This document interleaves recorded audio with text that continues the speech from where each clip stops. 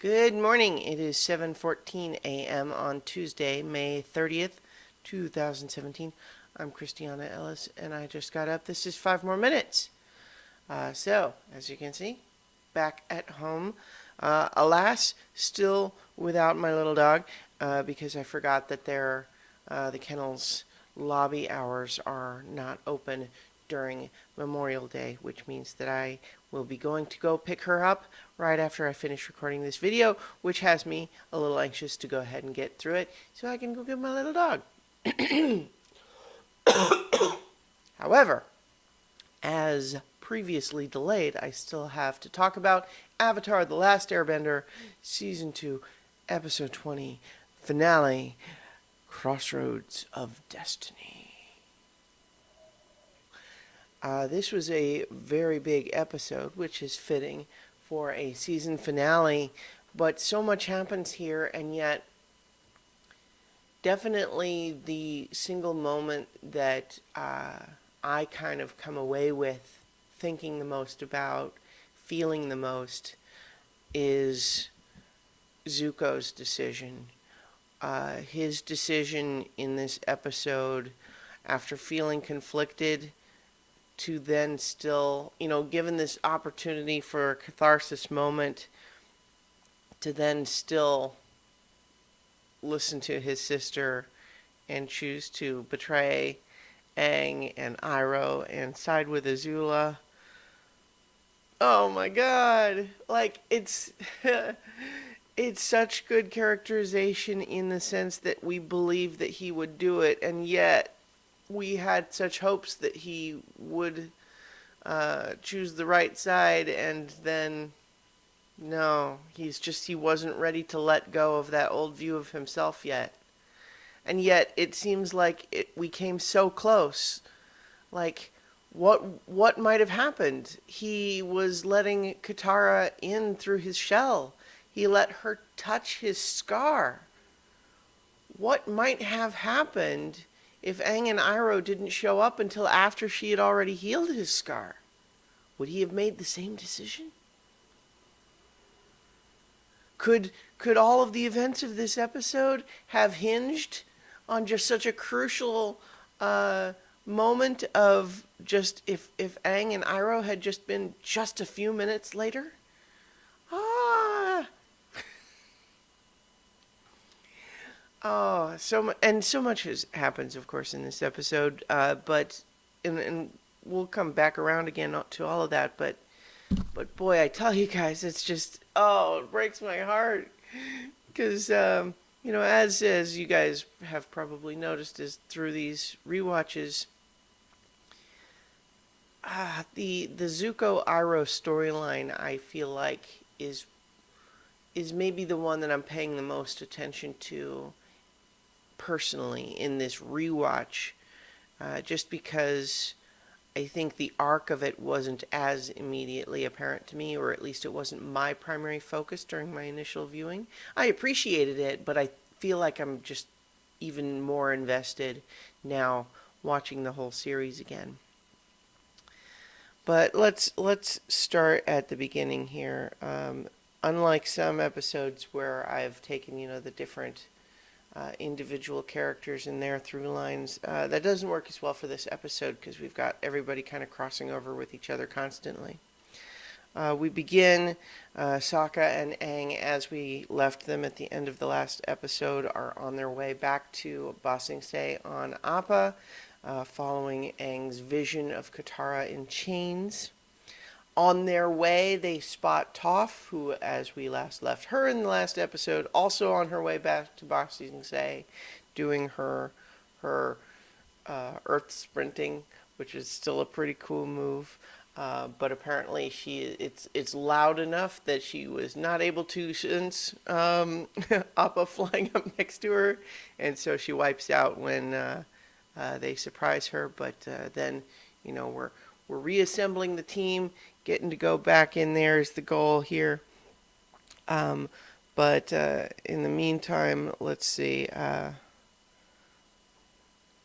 And there's this brief discussion between the three of them that's crucial showing the amount of conflict Aang is in at the moment, and how that's kind of an ominous sign, because of course as he left the guru, he had locked one of his chakras by being unwilling to let go of his attachments. But worse than that, he lies to his friends again about having mastered the avatar state. And we remember that, the chakra of truth, which is blocked by lies, was one of the earlier chakras that he initially had no trouble with. And so not only is he not at peak ability, but he's reverting. And that's not a good sign.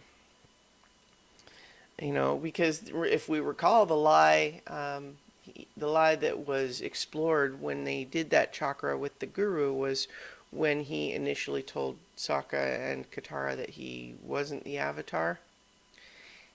And so for him to revert now to lying again when it matters so much, it's not good. So this is, I think, where we have Azula giving this speech to the Dai Li. And it's interesting because we have her demonstrating to them what she's all about and what the plan is, this coup where they're going to try to take all the 5 generals at once at the king, so that they cannot command the forces loyal to them to retaliate. And it's a fairly good plan. And we also see her attention to detail, because one of the soldiers in particular she kind of singles out. And her instincts are obviously correct, because that is the soldier that ultimately we see captured later and interrogated by Iroh. And so we can't help but wonder, though, it's like what happened there? Meaning, did he do something wrong to get himself caught? And that's, so her instincts that maybe that guy was going to be trouble? I don't know. But we definitely see her being just as scary as ever. And it's interesting, too, because we even have... excuse me. We even have Ty Lee commenting on the speech by saying, "Geez, this thing I'm trying, my notes keep reloading." Okay, come on.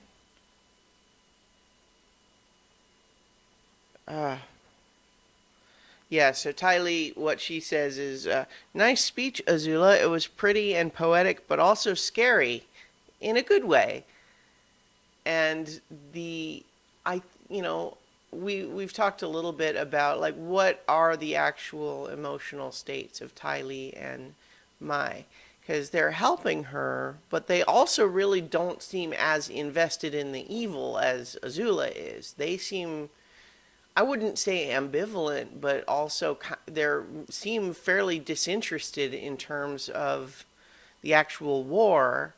They seem instead just loyal to her. Like she is their friend and they are helping her. And the war is kind of incidental as far as we can tell with them. But what we've also seen is Mai becoming, or maybe she's always been, a little less motivated, even to help Azula. So we've seen before her declining to go through the mud sewer pipe back in the drill, whereas Ty Lee's enthusiastic in jumping through. And then, of course, here we see later, when Toph and Sokka show up to try to rescue the bear for the Earth King, they use the earthbending to immobilize Ty Lee, and then they're preparing to fight against Mai too, and Mai's just like, take the bear, I don't care. Which, I mean, You know, the bear is not the priority, but clearly here are enemies of Azula's doing something, attempting to escape, and she's just like, eh. So we can't help but wonder. That is something that what we know of Azula is that she, you know, she lets that go because they're old friends and because Mai is very effective in many regards. But Azula also seems like the kind of control freak who would not let that type of behavior go unaddressed forever. So we'll have to see how that goes. And then even Ty Lee, who has always been much more cheerfully enthusiastic, saying speech was scary in a good way. So we'll have to see how that develops. But in any case, boy, my internet is glitching out on me a little bit today. I'm trying to just look at notes on web pages that should have already been loaded, and the pages keep trying to reload. Anyway, here's where we have Iroh and Zuko showing up at the palace. The trap invitation that we saw them get in the last episode to serve tea to the Earth King, and then sure enough, there's suspicions already pretty quickly, given that it was already felt maybe a little too good to be true, but Iroh was inclined to be optimistic, but then sure enough, something about the meeting doesn't seem right, and then they are surrounded by Dai Li agents and Azula shows up. And then we get the great moment where, yeah, again, see, I'm just trying to switch tabs on the browser on my iPad here, and it wants to completely reload the page every single time I switch. It's irritating. But we get the great moment where they're going to have to fight their way out, and Iroh says, did I ever tell you how I got the nickname Dragon of the West? And then Azula says, I'm not interested in a lengthy anecdote, Uncle. And he says, it's more of a demonstration, really. Sips tea and then immediately breathes fire on everyone, which is very exciting. Iroh's the best. So they're running, they're escaping. Iroh blasts out a whole wall of the palace with lightning and is prepared to escape. And then Zuko could escape with him, but instead decides to face Azula instead. And we can just... And Azula demonstrates exactly why Zuko's whole frame of mind around that is wrong-headed, because he immediately wants to go to this thing like, I'm going to challenge you, Azula, to Agni Kai. And she's like, no thanks. She is not her father, and even their father is not really what Zuko thinks he is. This idea that somehow... See, Zuko is so bound up with this idea of honor, but he's seeking it from dishonorable people. And that's ultimately the poison in that side of him. And Iroh sees it, but has been struggling to convey it in a way that Zuko will really internalize. Zuko, I think we all sense that he has some awareness of it, but the part of him that just wants to make his dad happy and to be this great warrior that he's always thought he wanted to be, that's just too strong. And so the idea that he's going to fight her and challenge her, we want to say to him, though, it's like, okay, even if she had agreed, and let's say that you won, which doesn't seem like a guarantee, then what? There's no plan there, Zuko. What are you doing? And we see how frustrated Iroh is, and yet Iroh decides, I cannot go back in there now. I need to go for help. So in the meantime, of course, we have Aang, Sokka, and Toph, who have showed up to talk to the Earth King and say, "Oh, something's going on." And he says, "Huh? What? I don't know what you're talking about. You're looking for Katara? Well, she was talking to the generals. Maybe she's somewhere in between now." And and it's this weird moment of, we know some, terrible stuff is happening, but there's nothing. There's just this lull where they happen to have landed in a pocket of peace at the moment. And so they go back to the house on the theory that, well, maybe Katara is just waiting for them there. But then, of course, they get there. Something's still not right. They're sure something's still wrong. And then, of course, we have the reconnection of a fantastic thread from way earlier in the season. We recall the episode where Katara and Toph were not getting along in the early days of Toph traveling with the gang. And Toph, having stomped off, is like, well, fine, I'm just going to walk home then. And who does she encounter? By coincidence, in that episode, she encounters Iroh, who was also at that moment dealing with Zuko having stormed off. And they had a great talk over tea. He gave her some good advice. And it was just this interesting little loose thread from earlier in the season. But how fantastic to have that payoff now, with her remembering him and being able to vouch for him to the others, even though she didn't know who he really was. I think that's amazing. It's such good storytelling. That's one of my favorite things in any kind of story, is when you have a moment that works on its own early on, but then has an amazing payoff towards the end.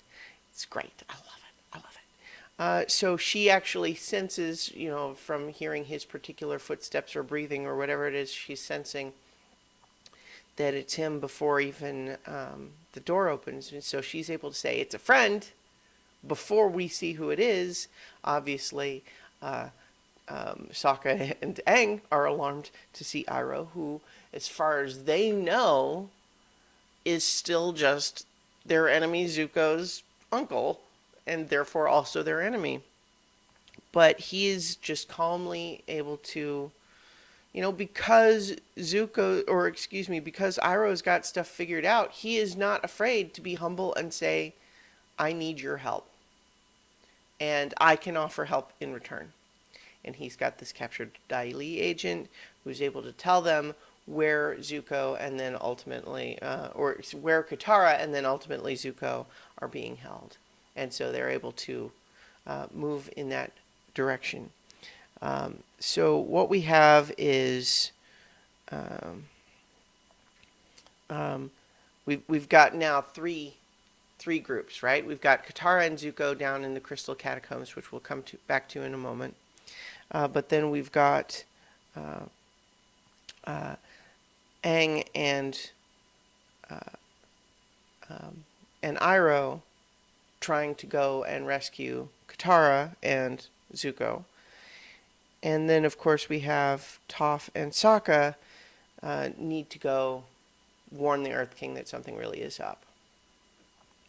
That doesn't go well, because, of course, they show up, and the people they thought were the Kyoshi warriors, of course, are not. It's Ty Lee, and everyone's still back in disguise there.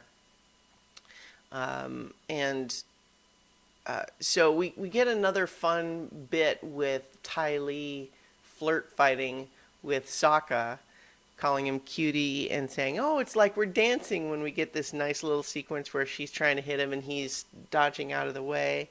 And it's fun, but ultimately, because Azula is there and willing to hold the Earth King hostage, they are unable to really fight back with it because they're not willing to risk the Earth King's life, and so they're taken prisoner. But they don't know that Toph can metal bend now, which is fantastic. And so, of course, this is where we tie back into the scene I mentioned earlier, where because of Toph's metal bending, they are able to break out of their prison cell, return, and they're going to save the Earth King, but then he won't leave without his bear. So they have to go and, they manage to rescue the bear from Ty Lee and Mai. In the meantime, of course, this is where we have Katara and Zuko in the Crystal Catacombs, which is a neat location. And initially, of course, Katara is nothing but furious with Zuko, has nothing but anger for him. And in particular, she mentions that it's just for the longest time when she thought of the enemy, it's Zuko that she sees. And he, of course, is immediately expecting that she's talking specifically about his scar, which, of course, he's very sensitive about. But they kind of managed to connect a little bit on the realization that this war has taken both of their mothers. And Zuko is, that's still kind of a mystery. We're still not really sure what's going on with Zuko's mother.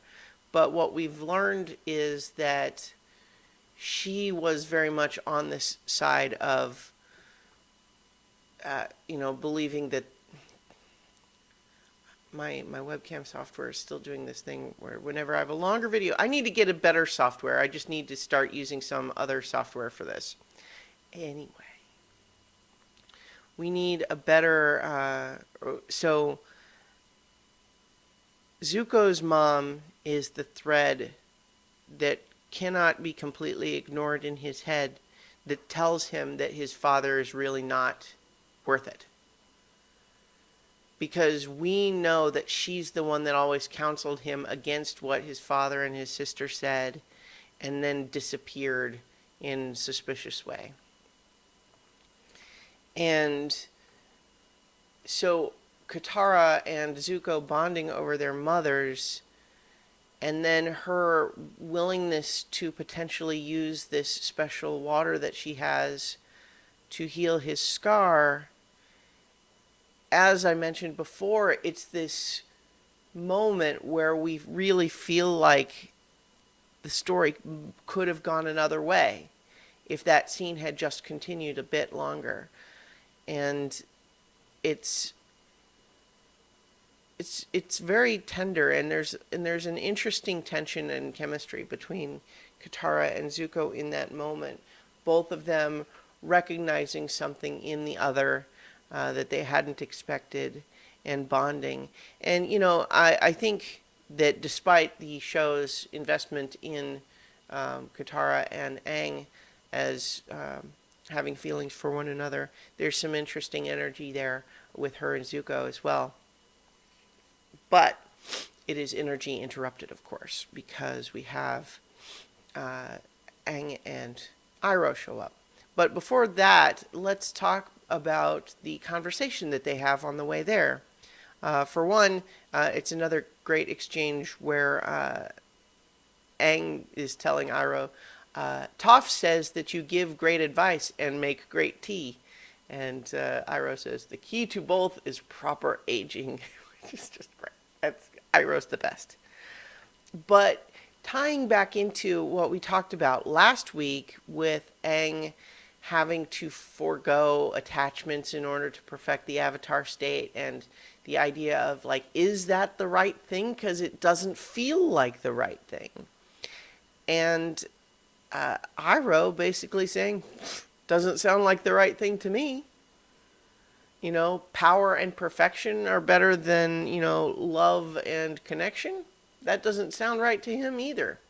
And so it's interesting to have another character that we definitely think of as being very wise, actually counseling against, or perhaps not against is too strong, because he is specifically saying, hey, I don't know.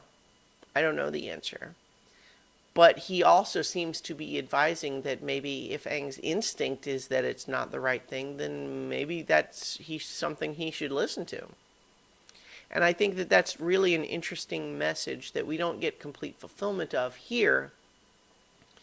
But it definitely feels like a continuing dialogue that the show will be having with regards to Aang's power. And I just love having a lot of these intersecting threads finally crossing over in really meaningful ways. But anyway, so they show up. It interrupts the moment between Katara and Zuko. But let's see. Let's see.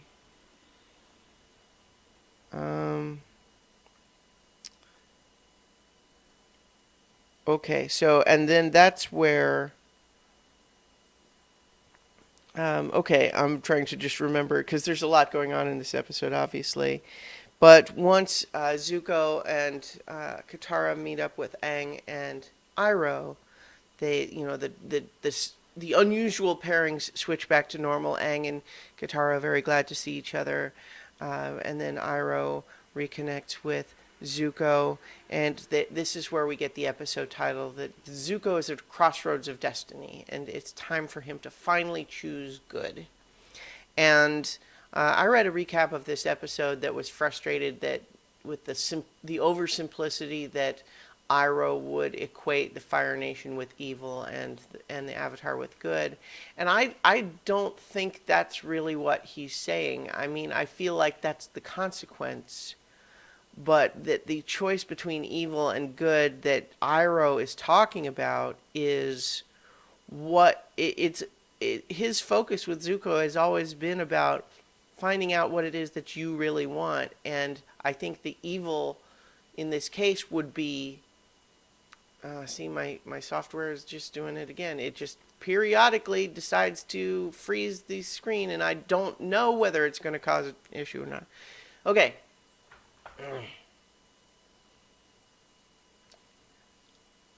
And the good that Iroh wants Zuko to choose is not help the Avatar. It is find it in your heart to embrace compassion and empathy instead of power and control. Humility instead of control. And the idea that Zuko's search for honor has always been in the wrong places. And that's where Zuko finds himself at this crossroads. But then, so let's see, as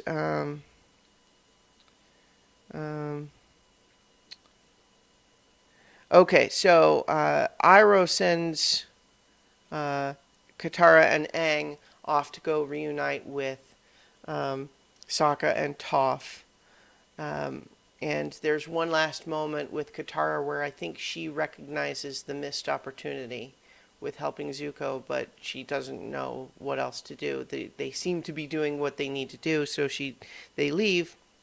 But of course, that's when Azula shows up, imprisons Iroh in a bunch of crystal, or at least has the Dai Li agents do it, because that's an earthbending move. But this is where we reenact the scene from Zuko's dream with the two dragons whispering in his ear, one with the voice of Azula and one with the voice of Iroh. And Azula basically promises Zuko everything he's always wanted. You know, like, side with me and we'll get everything you always wanted. We'll restore your honor. You'll be able to go back home. You'll get everything you need. And, you'll redeem yourself. And of course, it's this moment where we know what we want him to choose, and yet. And so once we see Azula rush off to catch up with Aang and Katara, there's a brief fight where, as powerful as Azula is, with Aang and Katara both teaming up against her, She's kind of, they fight her to a standstill until Zuko shows up. And what's he going to do? He helps Azula. No, Zuko! And what are you going to do, right? He chooses wrong. But we get it. And that's the genius of this series, is that we can be surprised and heartbroken by his choice and yet understand it too. So it's a great fight sequence here, of course, where we get Zuko and Azula both firebending against Aang and Katara. Katara, who has become a truly formidable waterbender, and then Aang, of course, using all four elements, but as we previously saw, a little bit off his game. And there's some back and forth and just a lot of action at this point, but especially once more Dai Li show up, because of course they would, right? Azula has got them under her sway, which I guess we didn't talk about the scene where Long Feng shows up again and tries to retake control once the coup has occurred, and finds that, I guess when you build a secret police that is kind of all about the idea of being the real power behind the throne and how badass it is to be the best, and this super cool secret police type of organization, that when you have demonstrated yourself as being weak by allowing yourself to be imprisoned, and then someone even cooler comes along, they don't choose you. And Azula just demonstrates what makes her such a good villain, which is this idea that it is literally just her psychotic confidence that allows her to triumph over him. It is not necessarily that her scheme was cleverer than his. It's more just that he lacks the same emotional commitment that she does. She has utter confidence that not only is she's his superior in every way, but just that, it's like he says, you've beaten me at my own game. And she's like, don't flatter yourself. You were never even a player. The idea that somehow we were matching wits implies that at some point I even ever considered you a threat rather than a tool.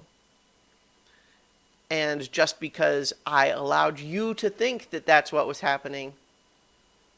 And so that's, like I was saying last week, we could certainly see that she was a step ahead of him, and then sure enough. But what's interesting here is that, of course, he does surrender to her, that he is going to bow the knee, so to speak. But I think we also see, as I mentioned with Ty Lee and Mai, that even though she gets her way, she inspires this loyalty through fear. And basically what it is she is so scary that people want to be on her side instead of in opposition to her. And it's very effective, as we see. But it's also something where you don't really have true loyalty from that. And it's, she seems to have true loyalty from Ty Lee and Mai, but will she forever? Is there a line that she could cross that would lose that loyalty from them?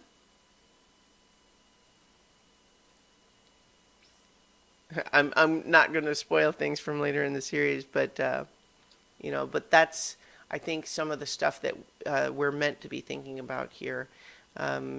Does she have any weaknesses? We don't see them yet, except that certainly she's arrogant and overconfident. Well, I don't want to even say overconfident because it's working so far, right? She is very confident, and it seems to be borne out so far.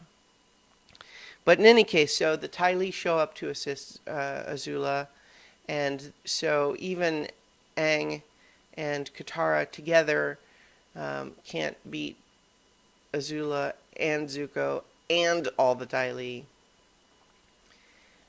And so this is where, with Katara knocked out and surrounded,